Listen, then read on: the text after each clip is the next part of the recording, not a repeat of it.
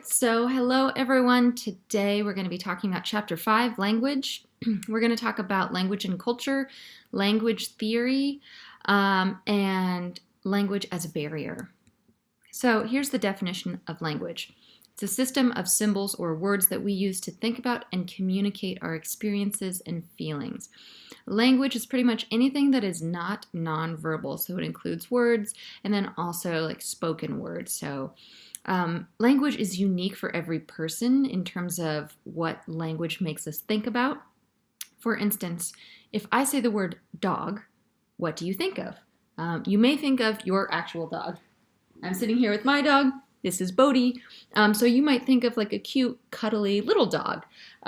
You might think of, very bad, a dog that you grew up with. You might think of Snoop Dogg.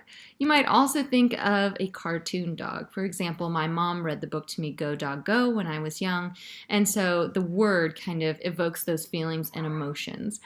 If you are a person that speaks more than one language, then you can actually view the world in different ways and communicate with more vocabulary. So, roughly how many world languages are there today? 4,000, 5,000, 6,000, or roughly 7,000? The answer is 7,000. And the reason that I put roughly is the amount of languages in the world is always changing. Sometimes new world languages are created, and then some languages in the world are becoming extinct or dying out. So, with 7,100 languages spoken in the world today, Chinese is going to have the most speakers. Now it's actually up to about 1.2 billion speakers.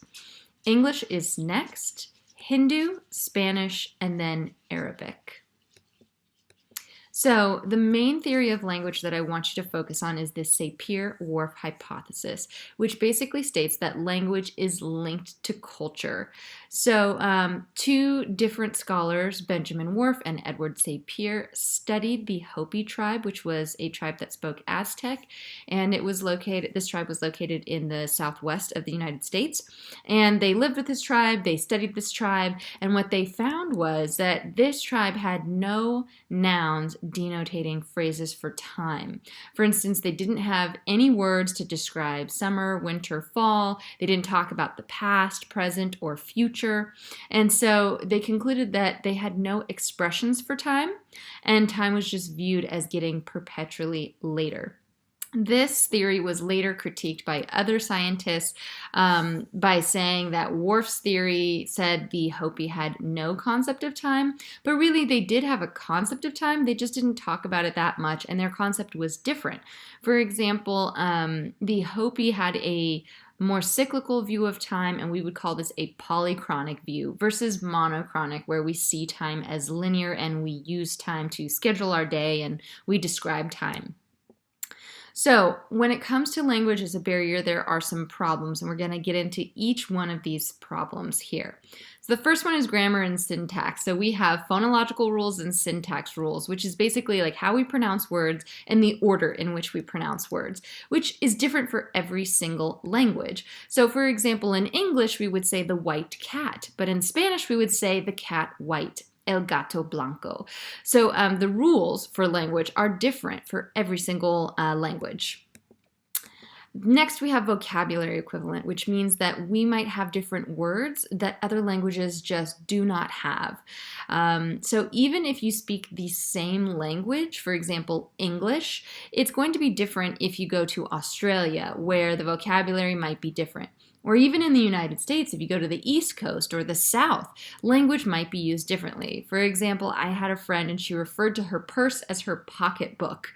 Other examples would be like soda pop or sneakers versus tennis shoes. If you were to travel to England, for example, they call your sweater a jumper. In Japanese, an example is the word mokusatsu. So right after World War II, or actually at the tail end of World War II, United States and its allies asked Japan if they would surrender.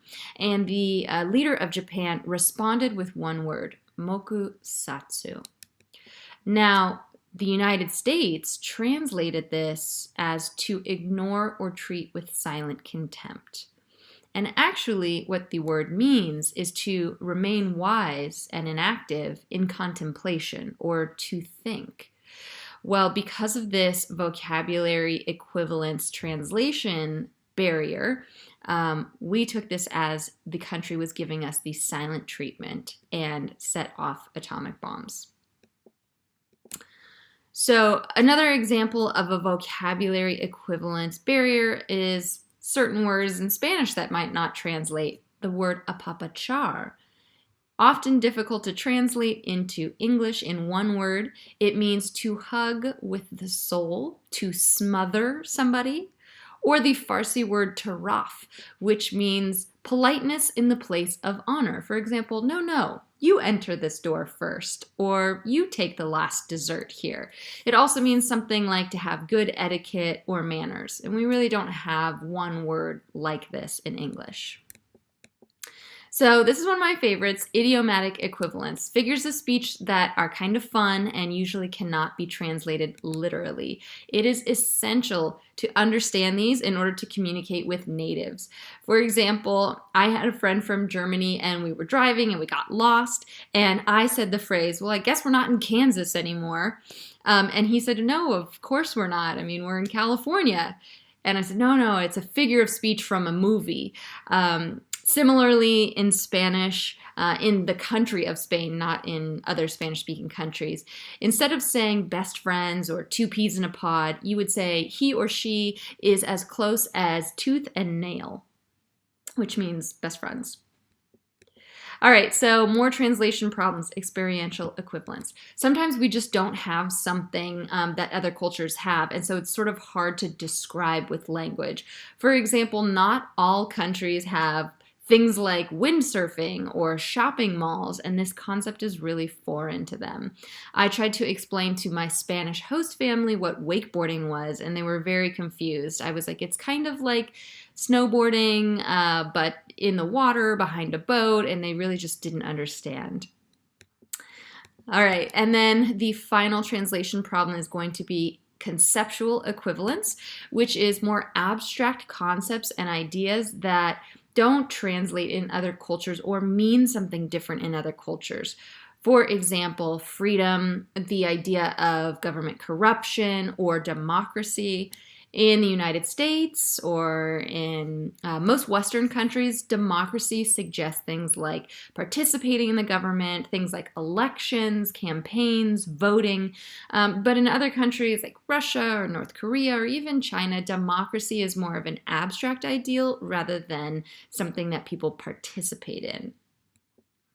So remember for the quiz to study the language theories from the chapter, understand that language and culture are linked through the Sapir-Whorf hypothesis, understand those 5 barriers or translation problems. Do read the section on Lau versus Nichols, that court case from California, and then don't forget to listen to this week's podcast, Talk American. Specifically, I want you to take notes on the definition of linguistic stereotyping.